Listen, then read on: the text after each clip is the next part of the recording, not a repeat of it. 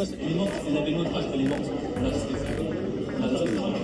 On la respecte. Tant qu'on est là, ça ne comprend pas. On la respecte. On la respecte. Elle est morte. On la respecte. On la respecte. Je la respecte. Elle est morte. Elle est morte. Je la respecte. Pourquoi t'enlèves son visage? T'as honte?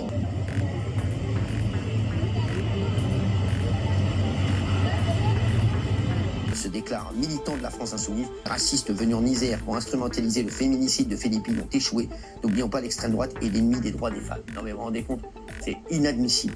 Bon, bah comme vous pouvez voir, c'est suite à l'affaire de jeune étudiante qui s'est fait tuer et je sais pas violer par un OQTF, hein, un Marocain qui était là en situation irrégulière, qui venait de sortir de prison après avoir violé déjà une femme. Et donc là, bah voilà, on a la gauche dans toute sa splendeur, hein.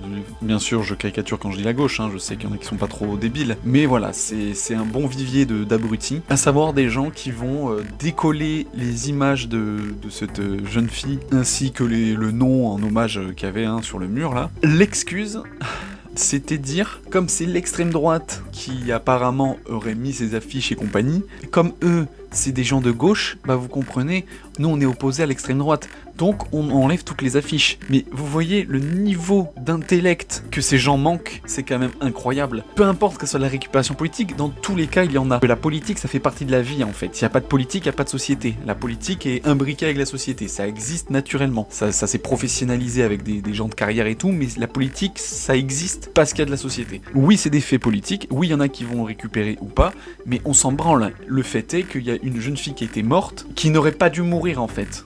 En fait c'est juste ça la base, et que ces gens de gauche soient tellement matrixés par leur idéologie de merde, et se disent il faut absolument être contre la droite, ils vont jusqu'à enlever des images de celle qui est morte il y a une semaine. Mais le niveau...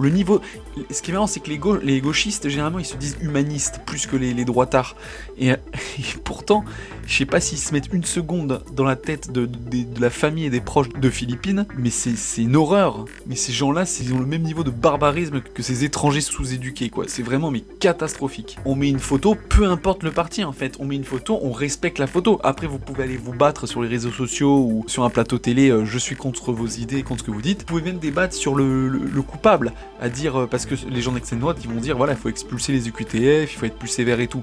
La gauche ils peuvent dire ah bah non, nous on aime bien qu'il y ait des immigrants en situation illégale dans notre pays, on aime bien garder des OQTF chez nous. Ça vous pouvez débattre dessus même si c'est complètement débile. Mais par contre aller enlever des photos de cette jeune fille, mais c'est juste mais dégueulasse. Alors désolé pour l'image, j'ai que le son, mais je voulais rajouter aussi le fait que ce mec là de LFI, Alan Brunon, qui dit donc l'extrême droite ennemi des droits des femmes, qui ont posé des affiches pour rendre hommage à celle qui a été tuée par un homme qui l'a violée et massacrée. Donc vraiment c'est le monde à l'envers. Il ose rajouter que l'extrême droite est l'ennemi des droits des femmes, alors qu'ils enlèvent des affiches d'une femme qui s'est fait violer par un homme et massacrée. Enfin, cherchez la logique. Putain, si j'étais de gauche, mais qu'est-ce que j'aurais honte de ces gens-là.